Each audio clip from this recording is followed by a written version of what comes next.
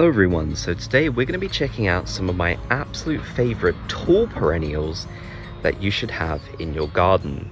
A lot of people have been asking what perennials are great for adding height and structure to your garden, so I thought it'd be a good idea to put a list of some that I've got in my garden that I can highly recommend. Most of these flower profusely, they're loved by pollinators, so I think you'll enjoy these a lot. If you're new here, definitely consider subscribing. We'd love to have you on the channel, and let's get started with the list. Now, first of all, over here, coming in at about maybe 5 foot tall, so decently tall, is the Perovskia blue spire. And this is such a fantastic perennial plant. Now, some people have actually classified this as a shrub, but for the sake of the video, we're going to call it a perennial. Now, Perovskia is really great. It's very tall and upright. It's loved by pollinators, as I mentioned with some of the others, and it's got this really lovely silver foliage as well. Now, I will note, this one isn't quite as, let's say, it needs to be staked. It's not quite as sturdy as some of the others that I'm including on this list, but I think it's well worth it. I just have one of these little supports right down the bottom. You can't really see it, unfortunately, but it's just a metal support, a hoop, and it then keeps this in place, and it looks fantastic. Otherwise, they do flop around a bit, I tend to notice, but I think it's well worth keeping them staked because it's such a beautiful perennial plant with this incredible silvery foliage, like I mentioned, and blue flowers. So yeah, it's really stunning. I feel like there's just not enough blue perennials out there, so this one definitely adds something very special. Now, behind me is probably the king of tall perennials, in my opinion, which is Verbena bonariensis. I'm sure all of you know this one already, a fantastically tall plant that can tolerate most soil types, likes full sun, gets well over 6 foot, and is a great self-seeder, self-seeding itself freely throughout your garden. This plant has so much going for it, which is why I think it has become one of the most popular perennials people have at this point. Here in the UK, it's absolutely everywhere. I know a lot of American gardeners and people throughout Europe love it too. How could you not? Believe it or not, Verbena isn't actually the hardiest perennial out there, so if you live somewhere it gets incredibly cold, it might not be the best one for you. But here in my garden, here in the southeast of England, zone 8B, for those of you in the US, it's been completely fine. It comes back every year. And even if it didn't, the fact it self-seeds so readily means that if one plant dies, you should have maybe 20 others coming up. So if you don't like self-seeding, it might be a bit of a problem for you. That's something you might want to consider. But if you do, then you really can't get any better than Verbena bonariensis. There are some other great varieties of Verbena which are a bit hardier, like Verbena bampton and Verbena rosea, but Verbena bonariensis is the tall one and definitely a very great airy structural plant. Also, not much of a need for staking with this one, which is, I think, appreciated when it comes to these tall perennials. Behind me we have Echinops, which is another fantastic variety of fairly tall perennial. It's not quite as tall as some others on this list, but I wanted to include it because it does give those good structural vibes. It gets to about maybe 5 foot, so somewhat similar to the Perovskia, and again, it's got these beautiful blue colors. Now, Echinops is absolutely loved by pollinators once again, which always surprises me given the fact it's quite a spiky looking plant. But yeah, I love it. It's perfect for dry gardens. It doesn't need to be watered very often, so that's absolutely amazing. And it's just such a great structural plant that really holds its own here in the border. It also flowers so profusely. I mean, this is just one plant and it's got so much on it, which is great. So yeah, I absolutely love Echinops. It's definitely become one of my favorites over the years, and I think it's great for adding that height and structure to your flower beds. Definitely one for the middle of the flower beds, or maybe the back, depending on what you've got back there. Now, right at the very back of mine is the beautiful yellow Achillea cloth of gold, which is easily the tallest perennial in my garden, even beyond the Verbena bonariensis. This tall yellow plant is incredibly vigorous. It flowers for a long time, loved by pollinators, and is great for drier gardens. So this thing prefers sandier soils. And yeah, it's great for structure. I will note mine is staked. I did have to do that because it just kept flopping over, and it can be very unruly like that. So that might be something you need to do.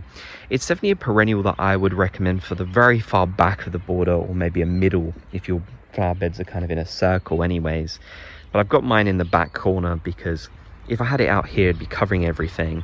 So yeah, it's one that does require a bit of maintenance in terms of staking and such, but aside from that, it's so fantastic. I can't recommend it enough. I really love it. I mean, I love the pop of yellow sort of contrasting with the blues out here and then the purples of the Verbena that are kind of mixed in.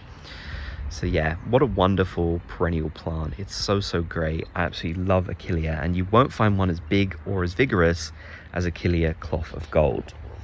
Now, if we come over here, we've got some perennial grasses which are tall. These ones are Calamagrostis, Karl, Foerster, and these beautiful grasses which will turn even more sort of yellow and orange as we head towards the end of summer are just so lovely. I mean, this got a whole set of them here, kind of creating a wall almost to kind of give those prairie vibes, which I love in my garden. It looks great mixed in with the Verbenas and the Achilleas, as you can see, and many of the other plants that we've got here in the flower bed. Yeah, I'm a huge fan of this grass. This one gets really nice and tall. I think overall it'll get to about 6 foot. Not all of these are that tall yet because most of them were just planted this year, but they're great. One thing I will recommend is these are absolutely a grass you want to group up. If you don't group these up, I don't feel like they're going to have as much of an impact, which is always a bit of a disappointment. That's a problem I had last year because I didn't group them. They just looked really silly on their own. So having a nice big sort of group, I've almost got like a line kind of following through here, I think works really well. Yeah, they're really great. They look so good mixed in with all the other sort of prairie perennials, as I mentioned. Definitely a grass that I recommend. Another great variety is Overdam, but that one is not nearly as tall. It does have more interesting foliage. It has sort of almost like white stripes on the foliage, but in terms of vigor and the height, Karl Foerster is definitely the one you want. Now, let's head back around this way to show you a very tall perennial that is not quite in flower, but you'll already get an idea of how tall it is and will continue to be. So this one here is called Helianthus Lemon Queen, which will come up with these beautiful sherbet looking yellow flowers. It's technically a sunflower, but this is a perennial variety. It's not the hardiest perennial, but it does really well in my garden. And this thing will probably get to about, let's say maybe 7 or 8 foot tall. It really is that tall. You can't really get many others that are as tall as this particular one. So yeah, I absolutely love Helianthus Lemon Queen. I wish I could show it to you, I really do, but it's not going to flower just yet. I would say maybe end of July sort of time. So it's actually great for late interest in your garden. I do have it staked. I will say if you don't stake this one, you might find that it flops a bit. However, apparently you can Chelsea chop this.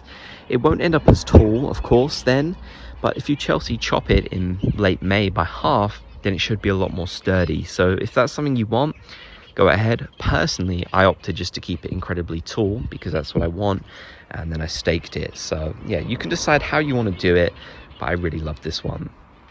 Now the final one I want to show you, we've got to head back down the garden path once again.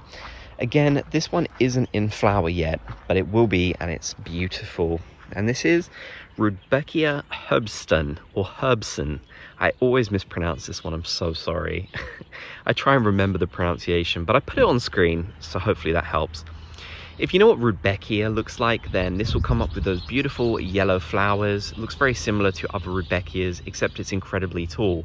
This one is already at well over 6 foot, heading up to 7 foot, I believe now, and it'll continue to get taller. We got a group of them here. I think there's a group of about 3. Yeah, they're wonderful, incredibly vigorous, incredibly beautiful flowers. Responds well to deadheading as well. This will start flowering maybe by the end of July. The buds are already up, but it's going to take a while to actually come into flower. So yeah, a little bit longer, but great for that late interest in your garden. Now, once again, I do have this staked, and I kind of want to show you folks what these stakes look like for my really tall ones. So as you can see, it's like a hoop stake, and it's got several things where the things can come through. So this will basically just help keep it upright, keep it a bit more sturdy, keep it from falling over.